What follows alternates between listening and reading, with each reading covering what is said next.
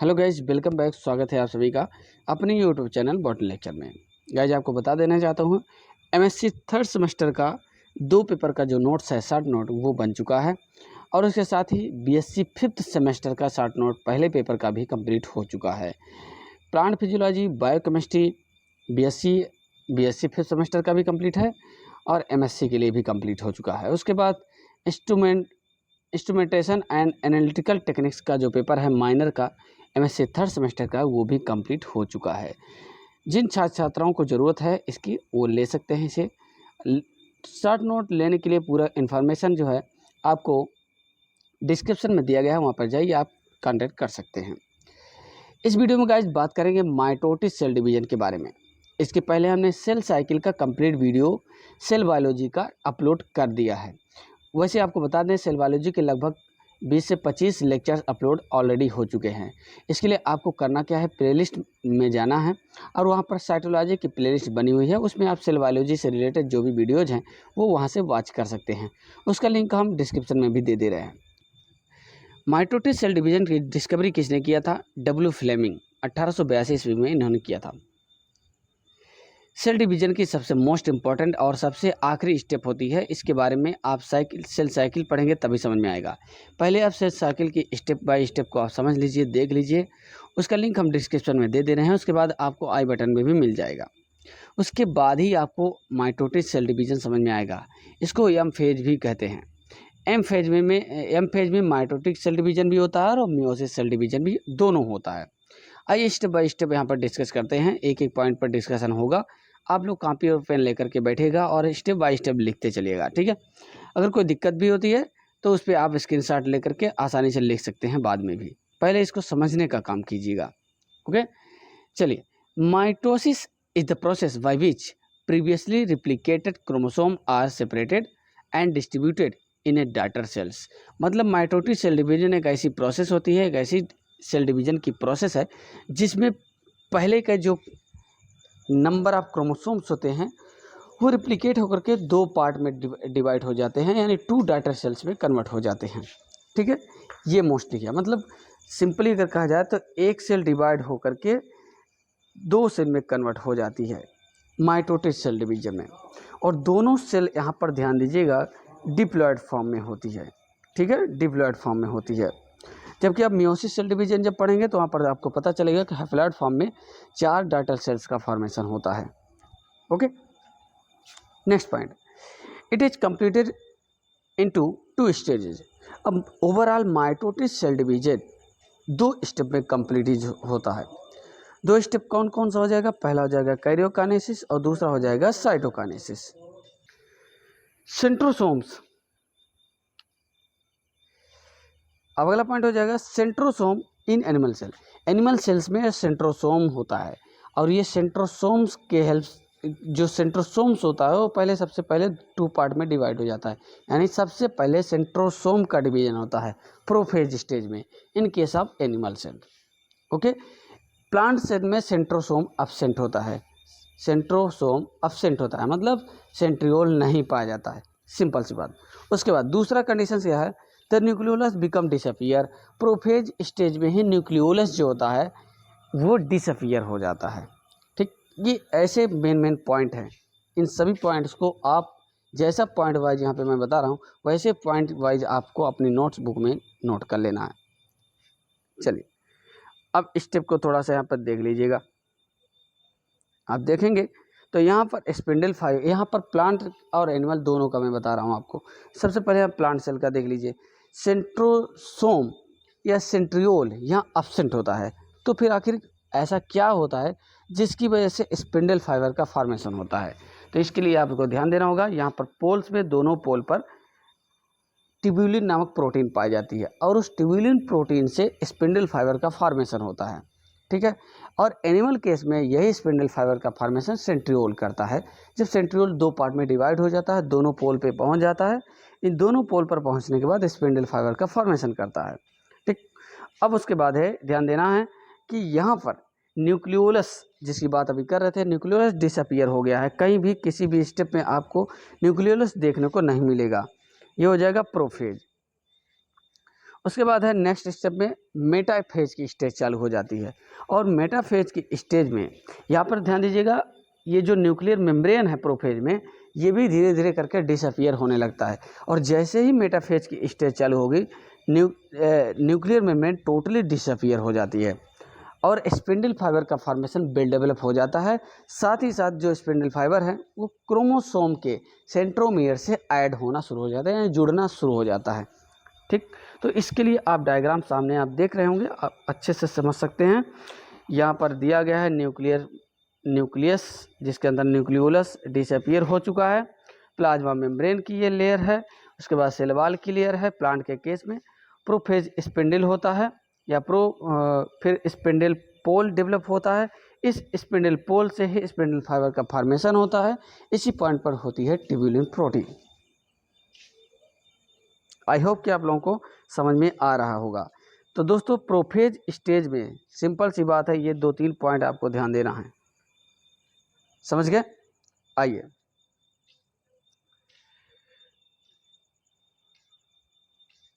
इसके बाद है मेटाफेज। मेटाफेज क्या है? It is second stage of karyokinesis. Karyokinesis यहाँ पर कैरियोकाइनेसिस स्पेलिंग सही कर लीजिएगा, KARYO हो जाएगा। ठीक है, ध्यान दीजिएगा। In which the following events occurs. अब मेटाफेज में कौन कौन से पॉइंट्स हैं, यहाँ पर ध्यान दीजिएगा, क्या क्या होता है वो स्टेप बाय स्टेप यहाँ पर ध्यान दीजिएगा। पहला पॉइंट यहाँ दिया गया है, the nuclear membrane between disappear. जो न्यूक्लियर मेम्ब्रेन्स होती हैं वो टोटली क्या हो जाती है, डिसअपियर हो जाती है इसमें। नेक्स्ट पॉइंट में each centriole migrate towards the opposite pole. और जो सेंट्रियोल डिवीजन होता है वो सेंट्रियोल दोनों पोल पर पहुंच जाता है। ये दूसरा कंडीशन हो जाएगा मेटाफेज में। तीसरा कंडीशन क्या है, the mitotic spindle fibre become fully develop. जो स्पिंडल फाइबर होते हैं दोस्तों वो फुली डेवलप हो जाता है, कंप्लीट फॉर्मेशन हो जाता है, and contain 3 major type fibres. और ये स्पिंडल फाइबर 3 प्रकार के होते हैं। एनिमल के केस में 3 टाइप के होते हैं और प्लांट के केस में 2 टाइप के होते हैं। तो ये भी एक क्या है, डिफरेंसेस है। प्लांट माइटोटिक डिवीजन और एनिमल माइटोटिक डिवीजन में एक डिफरेंसेस है। इसको आप जितना ज़्यादा पढ़ेंगे उतना ज़्यादा बेहतर होगा। पहला, तो आइए देखते हैं स्पिंडल फाइबर कितने प्रकार के होते हैं। पहला है एस्टल, फर्स्ट नंबर पे दिया है एस्टल फाइबर्स। दूसरा है पोलर फाइबर। तीसरा है काइनेटोकोर फाइबर। सबका फंक्शन भी एक एक पॉइंट पे यहाँ पर लिख दिया गया है। Astral fibre, it radiant out level arm the pole region. Pole region के बिल्कुल आउट रीजन पर पाया जाता है। दूसरा पोलर फाइबर। पोलर फाइबर जो होता है, it extend between the 2 opposite pole. 2 opposite pole के बीच में पाया जाता है ये। ठीक है, ये पोलर फाइबर हो जाएगा। तीसरा हो जाएगा काइनेटोकोर फाइबर। मतलब पोलर फाइबर का कोई यहाँ पर बहुत ज़्यादा रोल नहीं होता है, यानी कि क्रोमोसोम से बाइंडिंग नहीं करता, लेकिन क्रोमोसोम को कम्प्लीटली घेर के रखता है ये। ठीक, तीसरा हो जाएगा kinetochore fibre, it attach to the kinetochore portion of the centrosome. Centrosome के पास काइनेटोकोर प्रोटीन पाई जाती है, उस काइनेटोकोर से अटैच करने का काम इस फाइबर का होता है, स्प्लिटिंग करने के लिए, ताकि क्रोमोसोम स्प्लिट हो सकें। सो इस पॉइंट को काइनेटोकोर से अटैच होने की वजह से इसको काइनेटोकोर फाइबर्स के नाम से जाना जाता है। चलिए, ये तो समझ लिया आप 3 प्रकार के होते हैं और तीनों टाइप को आपको डायग्राम में मैं दिखा दे रहा हूँ। यहाँ पर इस डायग्राम को थोड़ा ध्यान से देखिएगा आप लोग। सबसे पहले इधर देखिए एनिमल सेल। एनिमल सेल में मेटाफेज स्टेज की प्रोसेस होती है। मेटाफेज का मतलब होता है मिडिल पर, मतलब जितने भी क्रोमोसोम होते हैं वो सब मिडिल रीजन पे अरेंज हो जाते हैं, पहला कंडीशन। दूसरा मेटाफेज का मतलब ये होता है कि मिडिल फेज होती है, पहला प्रोफेज और दूसरा मेटाफेज, इसलिए इसका नाम मेटाफेज रख दिया गया। प्रोफेज स्टार्टिंग में होता है, इसलिए प्रोफेज रख दिया गया है। अब देखिएगा, ये एनिमल सेल में सेंट्रियोल इस तरीके से बनता है, 2 पार्ट में डिवाइड होता है, दोनों पोल पे पहुंच जाता है। उसके बाद ये सेंट्रियोल जो का होता है वो स्पिंडल फाइबर का फॉर्मेशन करता है। तो 3 प्रकार के स्पिंडल फाइबर का फॉर्मेशन करता है। पहला आप देख लीजिएगा, यहाँ पर एस्टल माइक्रोट्यूब्यूल्स लिखा हुआ है, मतलब एस्टल स्पिंडल फाइबर। जो कि नॉन फंक्शनल होती, कोई इसका बहुत ज़्यादा रोल नहीं होता है, ऐसे ही साइड बाय साइड दोनों पोल पर निकली हुई होती हैं। इनको स्टेल माइक्रोट्यूब्यूल्स बोला जाता है। दूसरी तरफ दूसरे नंबर पर देखेंगे आप पोलर माइक्रोट्यूब्यूल्स। अब ऐसे माइक्रोट्यूब्यूल्स या फाइबर, स्पिंडल फाइबर्स, जिनका क्रोमोसोम के साथ बाइंडिंग होने का कोई पर्पज नहीं है, कोई रोल नहीं है, वो साइड में ऐसे बनी रहती हैं, तो इसको बोलते हैं पोलर माइक्रोट्यूब्यूल्स। और तीसरा जो सबसे इम्पोर्टेंट होता है वो काइनेटोकोर माइक्रोट्यूब्यूल्स या काइनेटोकोर स्पिंडल फाइबर, जो सीधा सीधा क्रोमोसोम के काइनेटोकोर रीजन पर, यहाँ पर आप देखेंगे तो क्रोमोसोम में यहाँ पर काइनेटोकोर प्रोटीन्स पाई जाती है, उसी से ये अटैच होता है, इसलिए इसका नाम काइनेटोकोर प्रोटीन रखा गया है। ये रहा एनिमल के केस में। प्लांट के केस में देखेंगे तो यहाँ पर सिर्फ और सिर्फ काइनेटोकोर माइक्रोट्यूब्यूल्स पाया जाता है और पोलर माइक्रोट्यूब्यूल्स पाया जाता है। इसमें तीसरी वाली जो ये माइक्रोट्यूब्यूल्स है, स्टेल माइक्रोट्यूब्यूल्स, वो एब्सेंट होती है। सो आई होप कि आप लोग समझ गए होंगे स्पिंडल फाइबर कितने टाइप का होता है और किसमें कौन कौन सा पाया जाता है। एनिमल सेल में भी हमने बता दिया है और प्लांट सेल में हमने बता दिया है। अब आपका कोई कन्फ्यूजन नहीं हो। जिस तरीके से डायग्राम इसमें दिख रहा है उसी तरीके से आपको डायग्राम का स्क्रीनशॉट ले लेना है और अपनी नोटबुक में बना लेना है। जितना ज़्यादा माइटोटिस और मियोसिस सेल डिवीजन में या सेल साइकिल में आप डायग्राम अच्छे से बनाएंगे उतना ही बेहतर आपको मार्क्स मिलेंगे, नंबर मिलेंगे। तो आप डायग्राम पे ज़्यादा फोकस करिए, लिखने पर कम फोकस करेंगे तो भी बेहतर है। इसीलिए आपने देखा कि अभी जो हमने आपको नोट्स प्रोवाइड करा एकदम पॉइंट वाइज एग्जैक्ट पॉइंट हमने यहाँ पे नोट किए हैं, जो आपको लिख देना है और नंबर मिल जाएगा। सबसे ज़्यादा इंपॉर्टेंट है इसमें डायग्राम माइटोटिस में, ठीक है। आइए इसी तरीके से आप लोग हमारे साथ बने रहिएगा। जो लोग पहली बार जुड़ रहे हैं चैनल में, तो चैनल को जरूर सब्सक्राइब कर लें, क्योंकि ऐसे ही वीडियोज़ बहुत तमाम आते रहते हैं। बहुत सारे वीडियोज़ हमने अपलोड कर दिए हैं सेल बायोलॉजी के भी। तो सेल साइकिल का अभी इसके पहले अपलोड किया था हमने, और ये वीडियोज़ आपके सामने हम लेकर के आ गए हैं माइटोटिस का। इसके बाद मियोसिस सेल डिवीजन भी आएगा, फिर क्रॉसिंग ओवर की पूरी प्रोसेस आपको बताएंगे, लिंकेज की प्रोसेस बताएंगे, कंप्लीट इन्फॉर्मेशन इन सब का आपके सामने हम लेकर के आएंगे। आखिर ये सब होते क्या हैं, बहुत इंपॉर्टेंट टॉपिक है ये सब, ठीक है, जानना बहुत ज़्यादा ज़रूरी है। आइए दोस्तों अब बात करते हैं यहाँ पर प्रोमेटाफेज में। आप देख रहे होंगे इस डायग्राम में अगर आप देखते हैं तो जो सभी क्रोमोसोम्स हैं वो मिडिल रीजन में आना स्टार्ट हो जाते हैं, ओके। और इसके बाद आपको इस डायग्राम पे दिखाते हैं, ये एनिमल सेल का है प्रोमेटाफेज का स्ट्रक्चर्स। एंड नीचे आप देखेंगे तो कम्प्लीटली मेटाफेज का स्ट्रक्चर्स हो जाएगा। यहाँ पर सेंट्रियोल आपके सामने दिख रहा है, स्पिंडल फाइबर तीनों टाइप के बने हुए हैं, ठीक है। अगला जो आपके सामने इस साइड में दिख रहा है वो प्लांट सेल का है। तो प्लांट सेल का मेटाफेज में आप देखेंगे तो chromosome align at metaphase plate, middle plate पर क्रोमोसोम सब अरेंज हो जाते हैं। काइनेटोकोर प्रोटीन से स्पिंडल फाइबर ऐड हो जाता है, जुड़ जाते हैं। तो दोनों का डायग्राम आप बना लीजिए, स्क्रीनशॉट ले लीजिए, दोनों का बना लीजिए, क्योंकि अब कोई भी कंपटीशन एग्जाम देने जाते हैं तो ज़्यादातर दोनों को समझना ज़्यादा ज़रूरी है। तो इसलिए दोनों का डायग्राम बना लीजिए। अगर आप बॉटनी में पढ़ रहे हैं तो बॉटनी में आप प्लांट सेल का बनाइएगा एग्जाम में, मेन एग्जाम में, और अगर आप एनिमल पढ़ रहे हैं तो एनिमल सेल का डायग्राम जरूर बनाइएगा, okay. Now will be discuss about anaphase stage, another stage of karyokinesis. Karyokinesis की गाइस थर्ड स्टेप जो होता है एनाफेज स्टेज होती है। It is the third stage of karyokinesis in which includes following events, जिसके अंतर्गत निम्न पॉइंट रखे गए हैं। कौन से निम्न पॉइंट रखा गया है वो ध्यान से देखिएगा यहाँ पर। The poleward movement of sister chromatid due to shortening of kinetochore fibre and finally appear V shape structures. जब दोनों पोल पर क्रोमैटिन फाइबर्स छोटे होने लगते हैं, काइनेटोकोर फाइबर्स या स्पिंडल फाइबर की साइज छोटी होने लगती है, तो क्रोमोसोम नंबर्स जो होते हैं वो दोनों पोल पर खींचने लगते हैं। इस कंडीशंस में क्रोमोसोम का शेप जो होता है जे शेप, वी शेप और एल शेप का होता है, ठीक है। आगे बढ़ते हैं तो ये हो जाती है एनाफेज की स्टेज। अब आप देख सकते हैं एनिमल सेल में भी सेम इसी तरीके से दिख रहा है, कुछ जे शेप, कुछ एल शेप और वी शेप स्ट्रक्चर दिखाई दे रहे हैं। उसी तरह से प्लांट सेल में भी आप देखेंगे सेम वही कंडीशंस, ओके। तो बहुत अच्छे तरीके से आप समझ सकते हैं एनाफेज का मतलब होता है दोनों पोल पर खींचने लगना, यानी दोनों पोल पर क्रोमोसोम के खिंचाव होने लगता है। और किसकी वजह से होता है, स्पिंडल फाइबर की साइज छोटी होने लगती है इसलिए। बात करते हैं आगे टीलोफेज। तो दोस्तों टीलोफेज क्या होती है? सबसे आखिरी स्टेज होती है कैरियोकाइनेसिस की telophase. It is fourth and last stage of karyokinesis. It include following event. इसमें निम्न इवेंट्स हैं या पॉइंट्स हैं। पहला पॉइंट ध्यान दीजिएगा यहाँ पर, telophase the recognization nuclear membrane arounded each group of chromosome from two daughter nuclei. दोनों डॉटर न्यूक्लियाई के चारों तरफ न्यूक्लियर मेम्ब्रेन का फॉर्मेशन होने लगता है धीरे धीरे करके। ये टीलोफेज स्टेज की कंडीशंस है या पॉइंट्स हैं।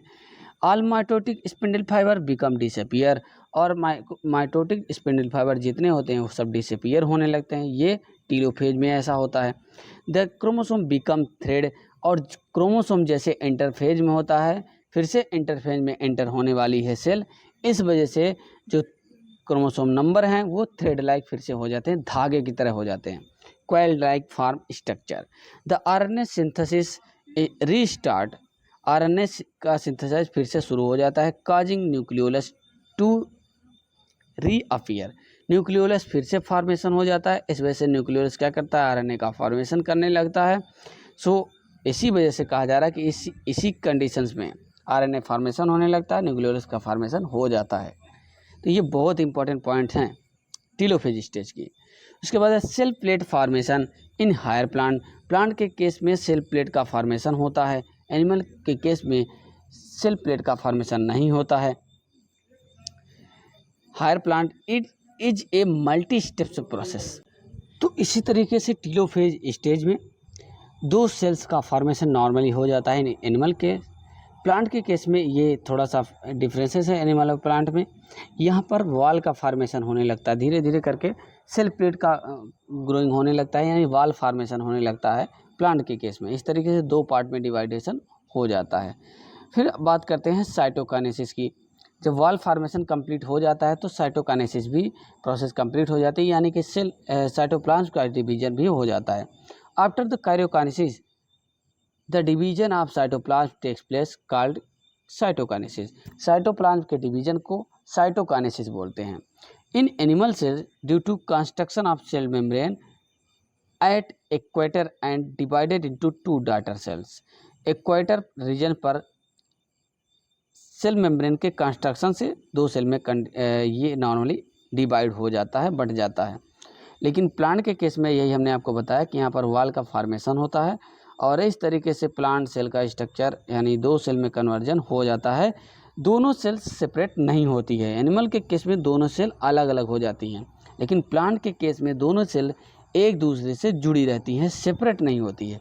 दोनों प्लांट और एनिमल में यही साइटोकाइनेसिस के डिफरेंसेस है। ध्यान दीजिएगा, डायग्राम को अच्छे से देखिएगा। देख सकते हैं साइटोकाइनेसिस दोनों में हो चुका है। ये एनसीईआरटी से लिया गया डायग्राम है। फाइनली दो सेल्स अलग अलग हो जाती है प्लांट के एनिमल के केस में, जबकि प्लांट के केस में आप देख सकते हैं दोनों सेल अलग हो गई हैं, लेकिन यहाँ पर सेप्टा का जो फॉर्मेशन हुआ था, वॉल का फॉर्मेशन, वो सेपरेट नहीं हुआ है, एक दूसरे से जुड़ा हुआ है।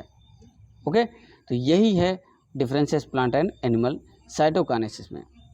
दोस्तों उसी तरीके से अब जितने भी स्टेप हमने आपको बताए हैं प्लांट सेल का, माइटोटिक सेल डिवीजन का स्ट्रक्चर यहाँ पे अच्छे तरीके से बना हुआ है। आप देख सकते हैं एक के बाद एक प्रोफेज, जिसमें क्रोमोसोम इस तरीके से बिखरे हुए रहते हैं। न्यूक्लियर मेम्ब्रेन धीरे धीरे डिसअपियर होने लगता है, जबकि प्रो मेटाफेज में कम्प्लीटली डिसअपियर हो जाता है। और मेटाफेज में पहुँचते पहुँचते सारे के सारे जो क्रोमोसोम्स है सब इक्वेटर रीजन में आ जाते हैं, मिडिल रीजन में, और स्पिंडल फाइबर का फॉर्मेशन हो जाता है। जैसा कि हमने पॉइंट वाइज आपको बताया है, वैसे ही पॉइंट वाइज यहाँ पर डायग्राम आप देख सकते हैं। इनाफेज स्टेज में फिर दोनों पोल पर क्रोमोसोम संख्या नंबर खींचने लगते हैं due to shortening of spindle fibres. और टीलोफेज स्टेज में मेम्ब्रेन का फॉर्मेशन होने लगता है। फाइनली साइटोकाइनेसिस हो जाता है और दो पार्ट में सेल डिवाइड हो जाती है नॉर्मली। इस तरीके से होता है सेल डिवीजन। अगर आप एमएससी कर रहे हैं तो भी आपके लिए ये इम्पोर्टेंट है, और बीएससी कर रहे हैं तो भी ये इम्पोर्टेंट है आपके लिए। जूलॉजी और बॉटनी दोनों में इम्पॉर्टेंट है। ओके, तो आप लोग इसको अच्छे से पढ़ लीजिएगा। उसके बाद रिजल्ट में देखते हैं कंक्लूजन क्या निकलता है, इससे इम्पोर्टेंस क्या है।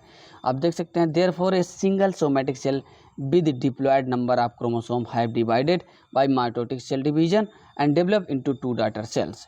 नॉर्मली यहाँ पर एक सिंगल सोमेटिक सेल डिवाइड होकर के जो कि डिप्लॉयड फॉर्म में होती है और डिप्लॉयड ही 2 डॉटर सेल्स का फॉर्मेशन करती है। ये इसके केस में हो जाएगा। दूसरा पॉइंट हो जाएगा, so after mitosis the number of chromosome equivalent to the parent chromosome. बिल्कुल पेरेंट क्रोमोसोम की तरह है, नंबर ऑफ क्रोमोसोम की संख्या इसमें भी होती है माइटोसिस सेल डिवीजन में, जबकि मियोसिस में ऐसा कुछ भी नहीं होता है। Haploid number of chromosomes divide होते हैं।